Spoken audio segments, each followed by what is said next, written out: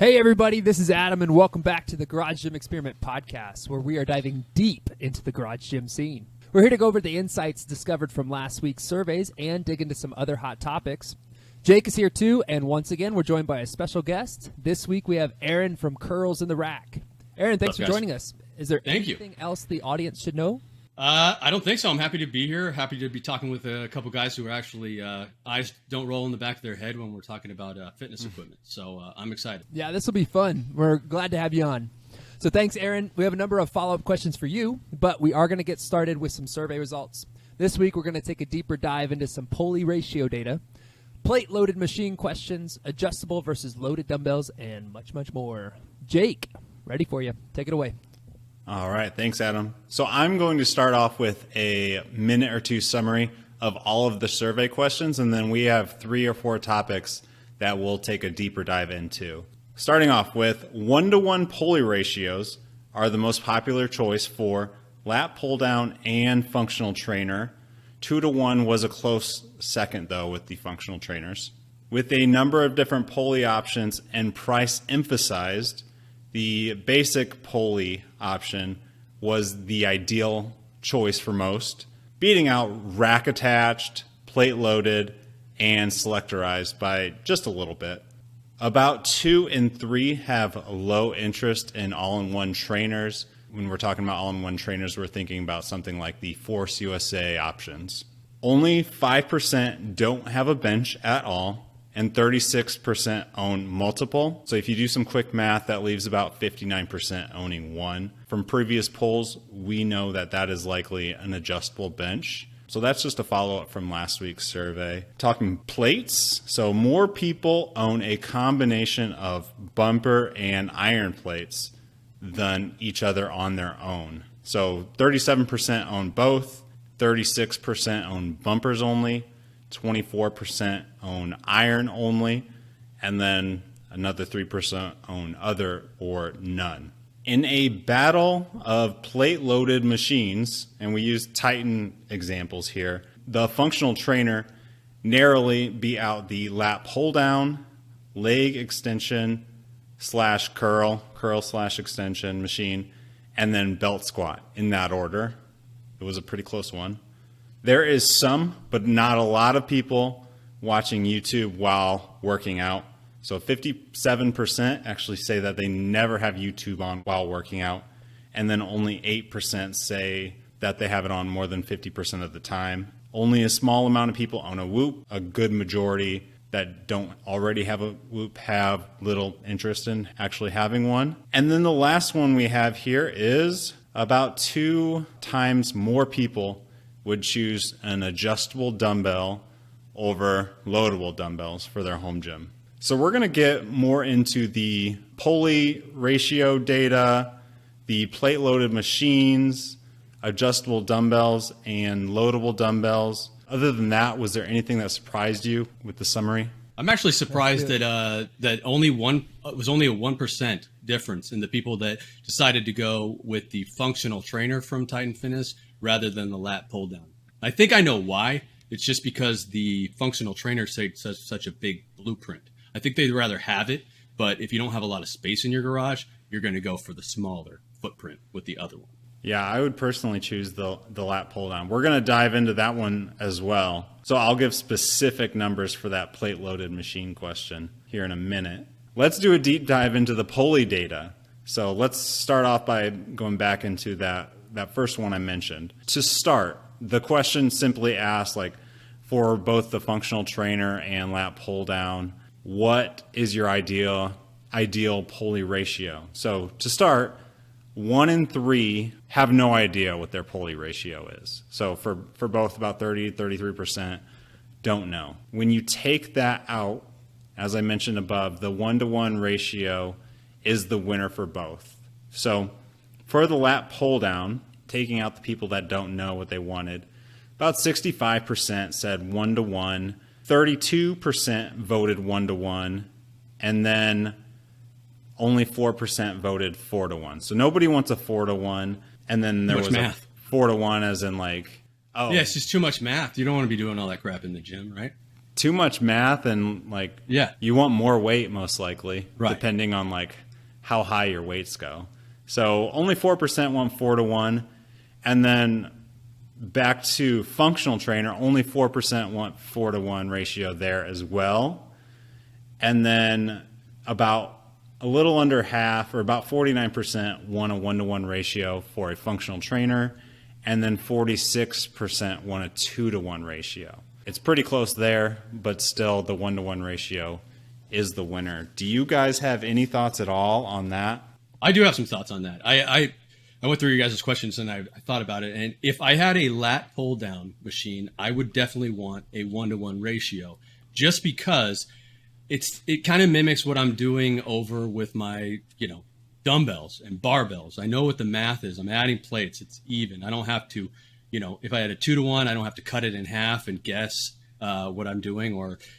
But then at the same time, if I had a functional trainer and maybe I was doing more explosive movements, I probably would want a 2-to-1, just because the weight stack doesn't travel as far when you are using a 2-to-1 or a 3 or a 4, so on.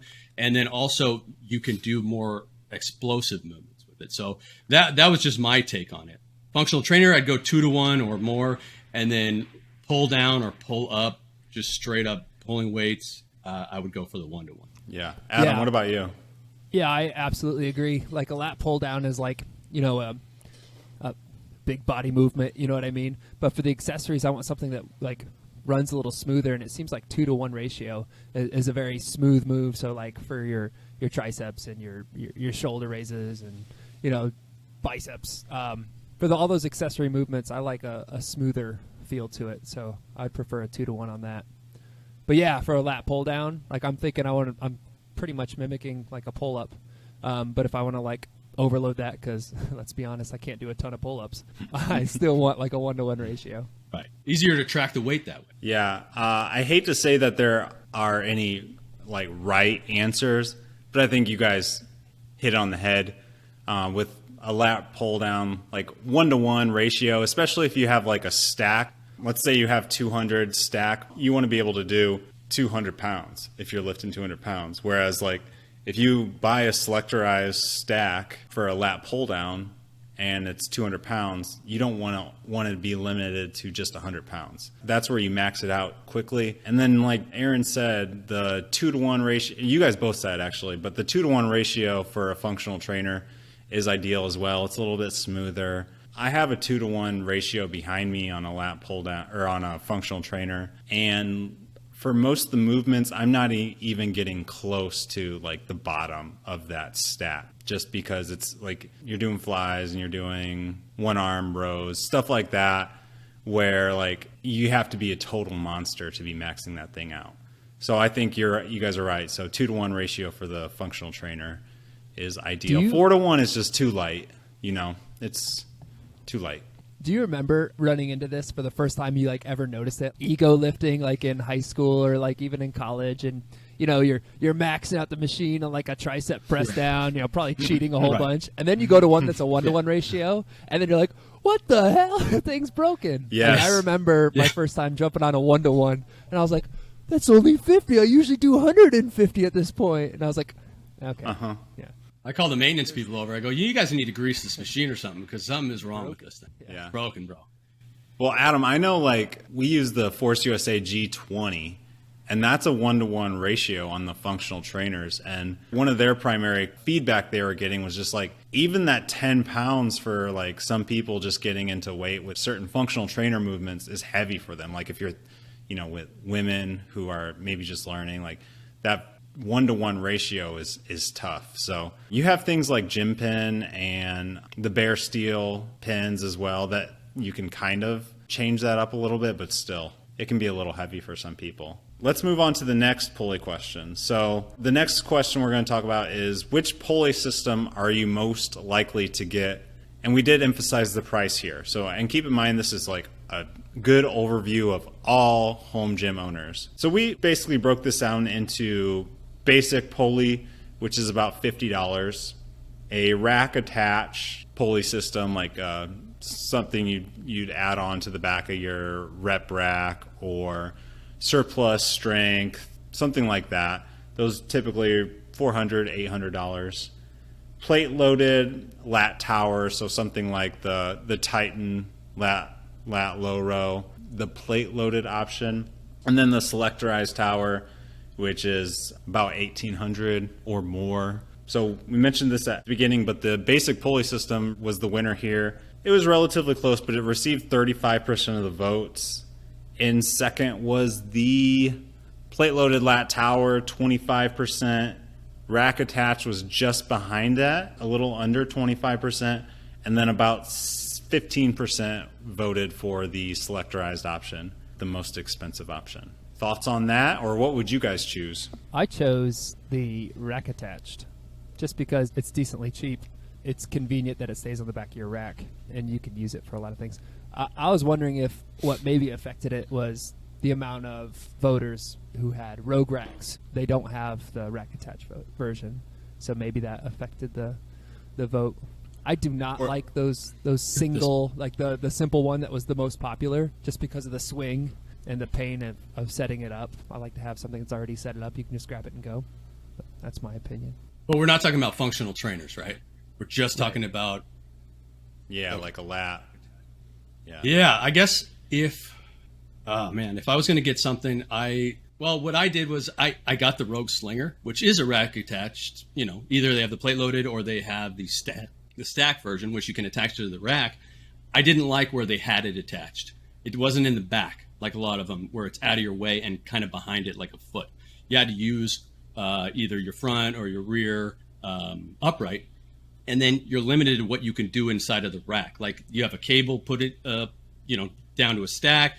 You try to attach your your safety straps. It's touching the cable. I didn't like it, so I took it off of the rack, and then I made it a standalone one that just folded flush into the wall, and that was the best option for me. So I guess if I had to pick one, and money isn't an issue, but is space an issue, then I would go, I don't know. I like what I have now. I guess the Slinger is a cool one. I did have the Titan Fitness one, which was a plate-loaded one, which is really good, except for the rollers that came with it. Over time, you're pulling a lot of weight out of those. They're chintzy. They'll break.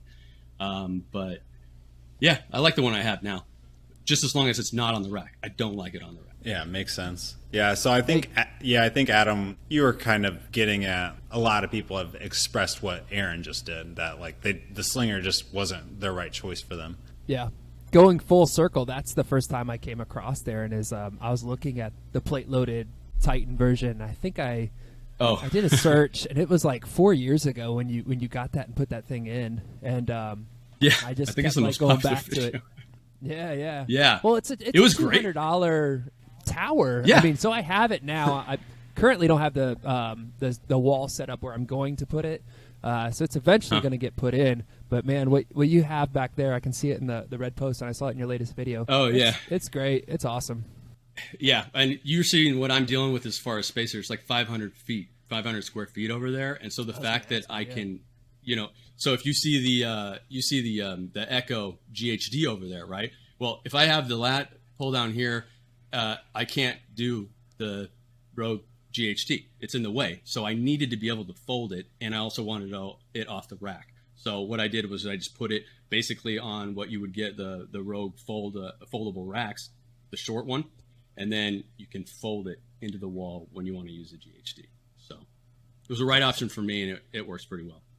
Yeah, that makes sense. I have my primary rack is a rep rack. The attachment for I think like $500 is solid. Cannot beat that. My hypothesis on why why the basic pulley was the winner was there's probably a decent amount of people that just aren't interested in it at all, so they just went with the cheapest option. And then I also think about I started with the basic pulley. When I got that basic pulley, I was like, this is decent. I can do it. Like, this works for me at the time. And did you get a Spud Ink or? I had a Bells of Steel one. Oh, okay. Which is the same thing. They're all pretty much the same depending on what roller they give out with them.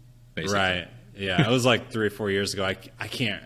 Yeah, I think it's probably the same that they sell now. And yeah, it was pretty handy at the time because it was like one of the first things that I purchased that wasn't like bar, plates, rack, and the basic things that you would get. So I mean, it worked for me at the time, but once you upgrade, you're like, oh, how did I ever do that? Yeah, all right. That was my first one too. When I bought all the stuff Yeah. here, I actually had I got the Spud ink when I got the new setup here at this house, and that was the first one I had. It was great. Yeah. Unfortunately, you can only either do up to down movements, or you get the second version, then you can do down to up movements. But great in a pinch. Plus, you can take it with you other places and use it. Right. Yeah. But like Adam mentioned, I think the swing was the big drawback, where if you start going quick or you have quite a bit of weight, there's definitely some swing.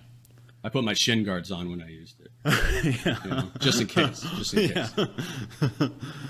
All right, let's move on to the next one, which is just a battle of plate-loaded machines. So we threw up a picture of the Titan options of the lat pull-down functional trainer, belt squat, and leg curl / leg extension, and just said, which one would you choose? And we also did this last September.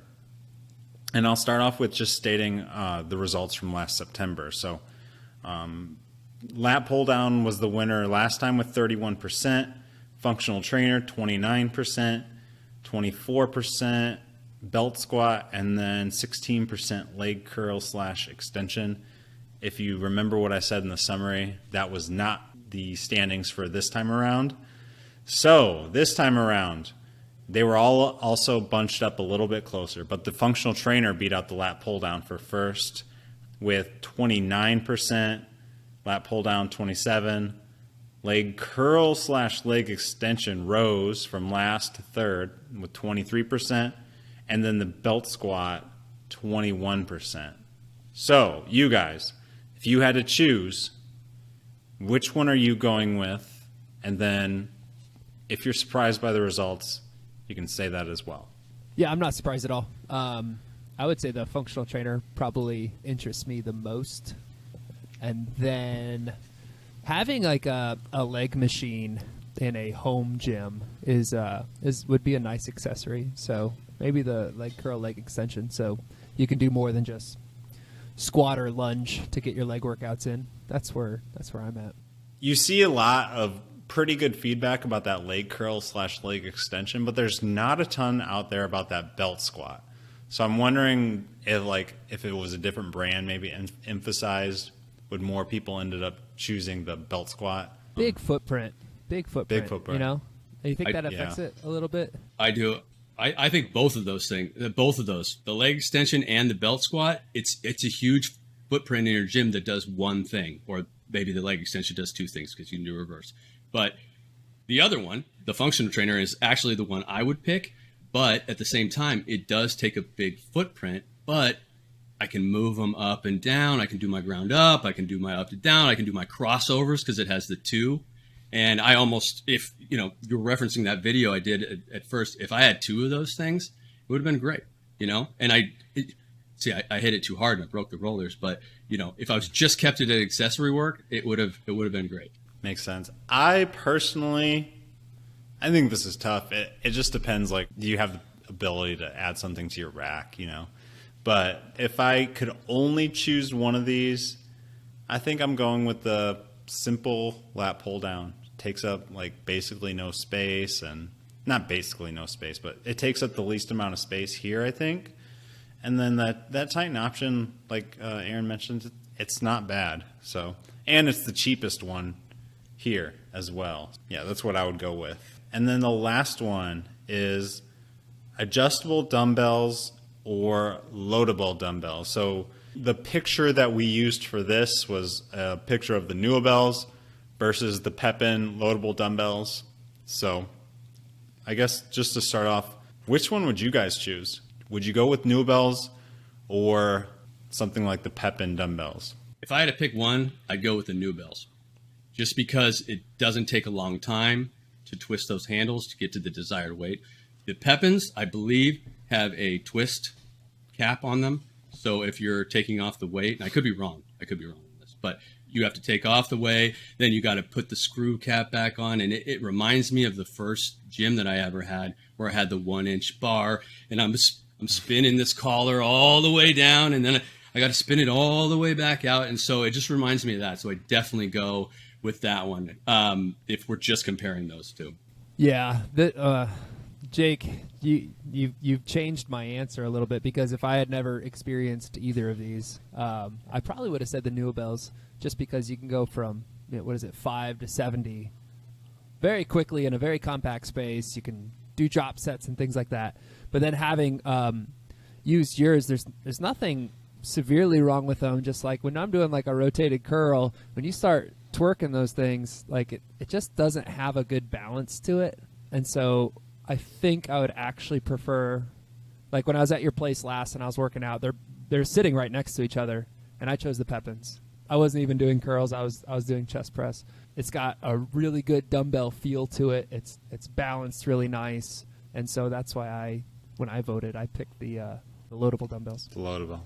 All right, and I personally would choose the Nuabels, just because easier to update. The Pepins just take a little bit too long for my liking. It's more like I would rather use, if it was the same weight and picking them off the ground, I would much rather use the Pepins. But just like the way I work out, how I use dumbbells, I would rather just pick and go. So I would choose the adjustable dumbbells as well. But I mean, to each their own. Do the Pepins actually, you have to take them off, slide the weights off, then screw the caps back on? Oh, okay. Yes. It's, okay. I mean, if it was a closer gap in time difference, I would choose the Pepins. It does take quite a bit longer to change weight with the Pepins, especially like you have multiple different options as to like the cap that you use, one for heavier weight, one for lower weight. So I mean, yeah, it's a little bit more complicated. I do like them though, like way more than something like the Titan loadable dumbbells or the Rogue loadable dumbbells where you're using change plates. Yeah. But yeah. How is the cap that sticks out at the bottom? Does that dig into your knee at all? Say you were doing like a heavy chest press and you needed to pop it up off your leg. Does it dig in? It does not. Oh, it does not? Oh, okay, cool. It does not. I will say that after a few sets, it loosens a little bit. Okay. So like in between sets, you'll find yourself tightening it each time. Just to make sure. Yeah. Yeah, just to make sure. Like it would take quite a bit of spinning to actually fall off, but if you leave it, you'll definitely feel some shake. But yeah, I mean, Pepins, like other than the load time and that, they're also a really good option, and they go heavier. You can go all the way up to like 130, I think, as opposed to like the Nuabels where it's like 80. I personally rarely use dumbbells over 80 pounds. Like that's like a stretch. I'd rather bench with a barbell. So not too big of an issue for me. But let's talk about what the people said. So mentioned that the adjustable dumbbells were the choice for most. There was 26% that basically just said no interest in either.